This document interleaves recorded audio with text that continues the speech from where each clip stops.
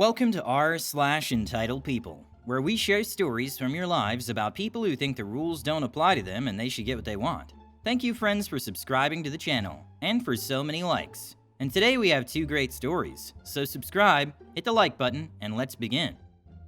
The first story: petty revenge from the waiter on that cheapskate guest.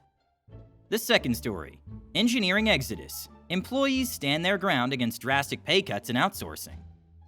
The first story is: if you don't tip me, I ruin your date. 10 years ago, I was a server and bartender at arguably the nicest spot in town. It was a pretty great gig all in all. And of course, like any server, I was stiffed on tips my fair share. And I just kinda let it roll off my back because what can you do? You're not getting the money whether you're mad or not. So I'll take being just underpaid over being underpaid and mad.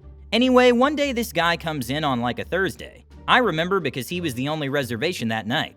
He comes in right at the start of my shift and says he has a special date and wants to really make it an evening to remember. Seems like a nice enough guy and it's looking like a slow night, so why not pull out all the stops for the fella?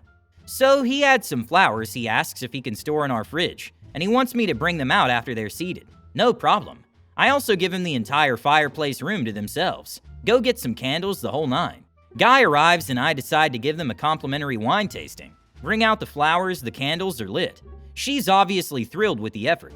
To top it off, I get the chef to give them free dessert. Again, why not? They were more or less the only folks there, and it's fun to make a special night for someone. Also, let's be real. They were one of my only tables and I figured I should work for that tip, as it was probably one of the only ones I'd get that night. Anyway, they finish up their meal. The lady is obviously ecstatic. The fella seems pretty happy too. I'd basically been lurking at the server station for them to get up to leave because I wanted to see my tip. As soon as they're up, I wave goodbye and flip open the little black book. And to my shock, there's just a black line through the tip section. Now, as I've said, usually this is just a shrug your shoulders type moment. Move on with life, better luck on the next one. But not tonight, I just kinda saw red. Not even $1? Before I even knew what I was doing, I had jogged up to the front of the house right as they were getting to the door. Was everything alright with your service, I asked? And the lady starts gushing. Oh yes, thank you so much. And the guy just gives me a death glare, because he clearly wants me to keep it to myself. He mumbles, yeah, it was good. Are you sure about that? As I flip open the tip book and point to the line through the tip portion. The lady effing gasps. You didn't tip him? The guy stammers a bit and says, oh, I forgot. It's in my car. He leaves and the lady is obviously embarrassed, apologizing for him. When he comes back, in all of the positive emotions from his carefully crafted date are gone, and all that remains is her obvious embarrassment about dating a cheapskate. Guy hands me a wadded up $5 bill on a $100 plus ticket, and they leave. Best tip I ever got.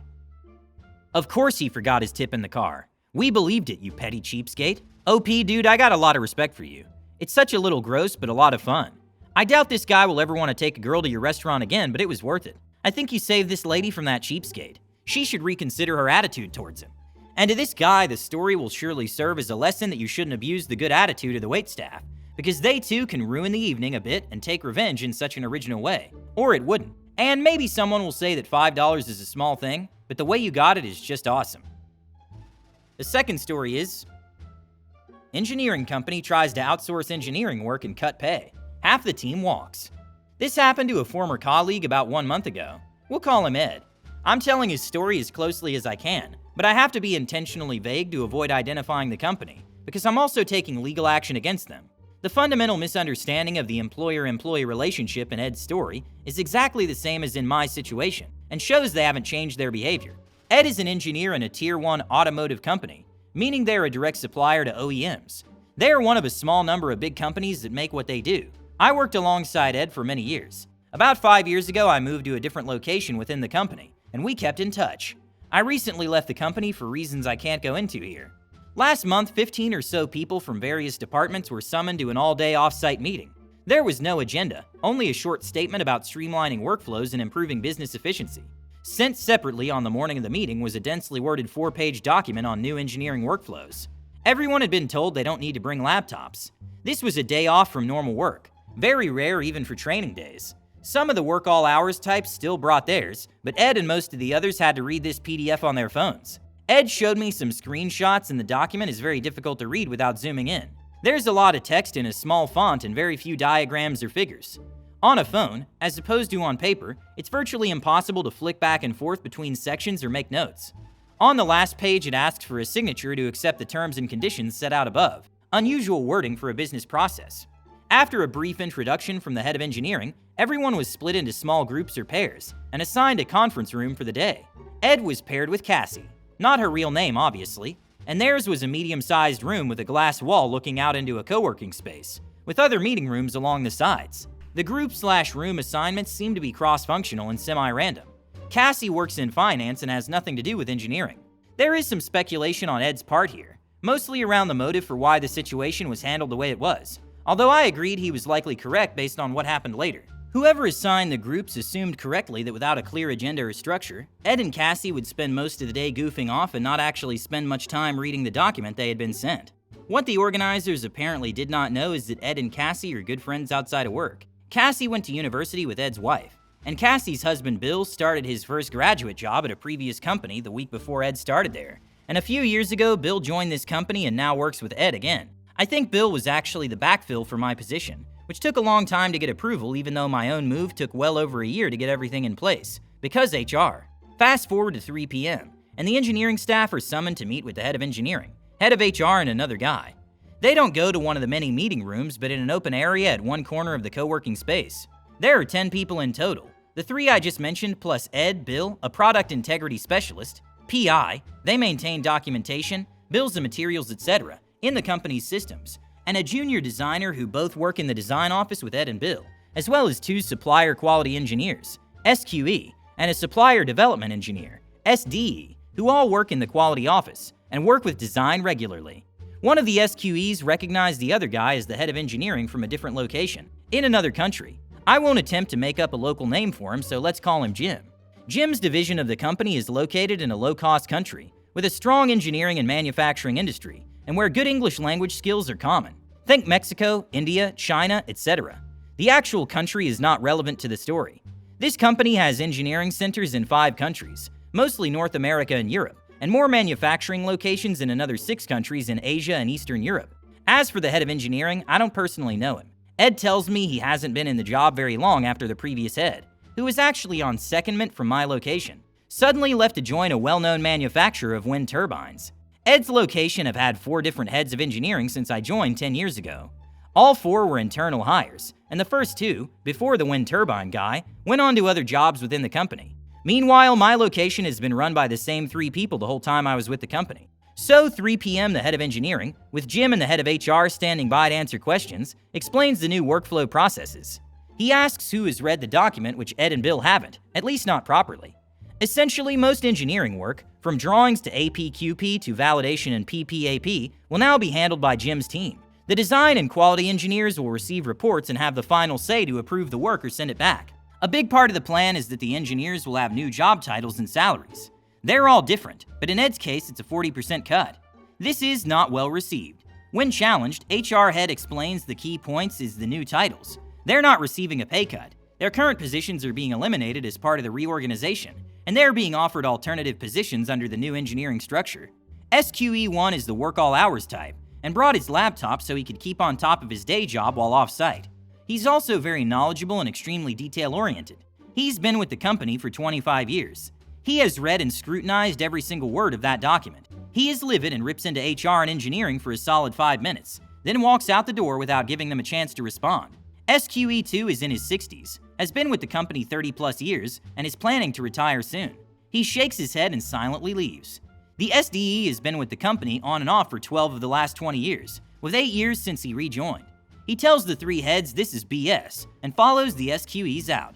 Side note, I saw on LinkedIn 3 weeks ago, before Ed told me about all of this, that the SDE had started a new job as a procurement manager for a local construction company and messaged him. That company has been awarded a big road contract in my area, and his new job is buying the machines and equipment to do that work. He said he'd been looking to leave for a while and decided the time was right. Now I know why. The PI accepted. His job won't change much under the new structure, and he's sure it will quickly fail and go back to the way things were. The junior designer joined the company a couple years ago from one of our suppliers for small parts like hoses and clamps. He was excited for the chance to do something more interesting, and it came with a sizable pay increase. He accepted because even after the pay cut, he'll be making more than he did at his old job. Ed and Bill both declined to sign. Ed plans to stay on at his current position for as long as possible while looking for other jobs. By now, Jim, the overseas head of engineering, is visibly conflicted. His team is set to expand hugely to cover the new workload coming their way.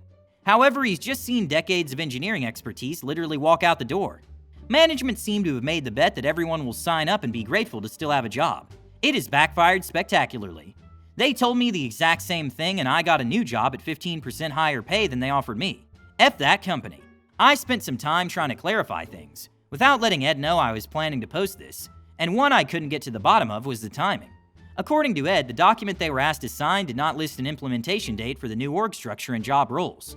Having worked for the company myself for many years, I believe the intention was to get pre-approval from everyone ahead of time, and the actual implementation date will be announced later, probably vague like target Q2 2024, rather than an actual date. After that date, the pre-signatures will take effect and new contracts issued. The legality of this is up for debate, I guess. Since the off-site day, not much has really happened. There have been no communications from HR and no outward signs that things are either on hold or going ahead as planned. The SDE left within a week, and we've seen that he already started a new job. SQE is moving up his retirement date since his pension is dependent on his final salary. It's in his interest to get out ASAP. It has been radio silence from SQE1. This is a guy who would, with the best of intentions, email you at 10:57 p.m. on a Saturday asking for a complete redesign by close of a business on Tuesday. The suspicion is he is lawyered up and either been told to cut all communication with anyone in the company, or done that preemptively while he chooses a lawyer. Either way, no one has seen or heard from him since the off-site day. Ed and Bill are still considering their options, but it looks clear that they will be leaving. My new company is much bigger, and snaps up engineering talent when an opportunity presents itself. I've put forward both of their names internally. I said I'll split the referral bonus if they get in. Note on industry terms. APQP is Advanced Product Quality Planning. Will the product meet requirements? PPAP is Production Part Approval Process. Does the product meet requirements? This story of corporate relocations and salary cuts is a real action movie with comedy elements. It seems that the management of this company grossly overestimated their ability to retain their engineers. They seem to have gotten the idea, let's make things worse and lower salaries, and they'll be grateful to us. However, when long-timers like SQE1 walk away in outrage, and an experienced SDE abandons the corporate ship to become a construction magnate, it's ridiculous to say the least. Honestly, this whole scenario seems more like some absurdist comedy where the main characters, Ed and Bill, refuse to sign this nonsense, and go find other adventures in the world of engineering. And SQE1 is probably now playing the role of an evil genius, who figures out how to get back at his former boss with the help of lawyers. On the other hand, perhaps the best part of this story is your own successful evacuation from this carnival. You found a new job with a higher salary, and have placed your bets on Ed and Bill by offering to let them join your team as well. I hope they take that chance and find a place in a more engineer-friendly environment. After all, life is too short to work in such a surreal world of corporate upheaval. I hope you love these stories. Subscribe, hit the like button, and turn on notifications. Thank you for watching and have a good day.